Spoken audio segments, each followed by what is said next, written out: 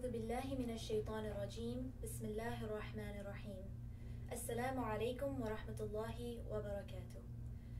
One of the women that Allah Azza wa Jal mentions in the Quran is Maryam alayhi salam.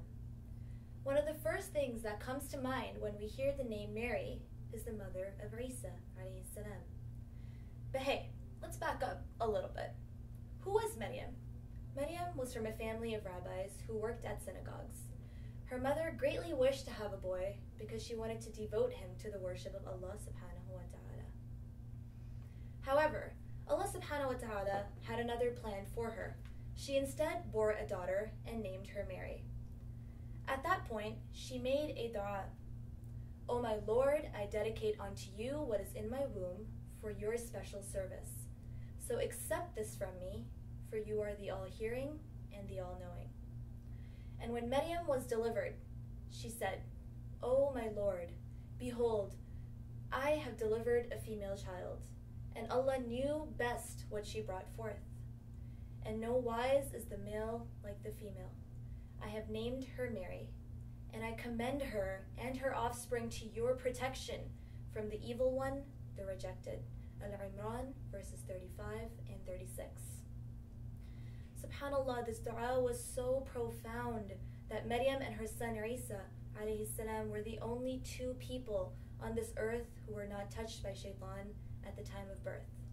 Not only that, there was great honor and praise attached to their names till the end of time, as their story had been forever recorded in the Holy Quran. From this story, we learn two very important lessons. Always be optimistic of what Allah Azza wa Jal bestows upon you.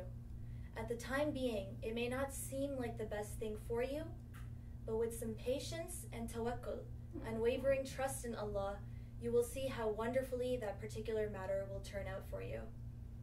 And from this story, we learn that the end goal was to have Sayyidina Isa, and what a beautiful end goal that was. In this story, we obtain a lesson for the parents as well. We are made aware of the significance of a parent's dua for their child. This is why parents should always be making dua for their children, especially during times of anger. I would now like to share a short story with you. I'm pretty sure many of you have heard of this one before. There was once a young man who gave his mother a very difficult time in terms of obedience and cooperation. One day, he nearly drove his mother over the edge with his misbehavior. Now the question is, what was the mother's reaction at this time?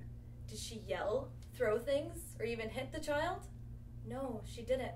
She in fact made sincere dua to Allah during this very frustrated time. She said to her child, may Allah make you the Imam of the Kaaba.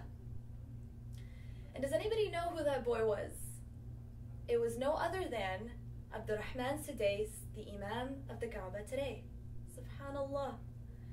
So to review, for all the parents out there, always remember to make dua for your children, especially during the most difficult times. And children, that's right, I didn't forget about you. Always give your parents the utmost respect that they deserve and work hard to obtain their duas, because you never know which one will get accepted. And that's all for now. Till next time, wassalamu alaikum wa rahmatullahi wa barakatuh. Smiley face.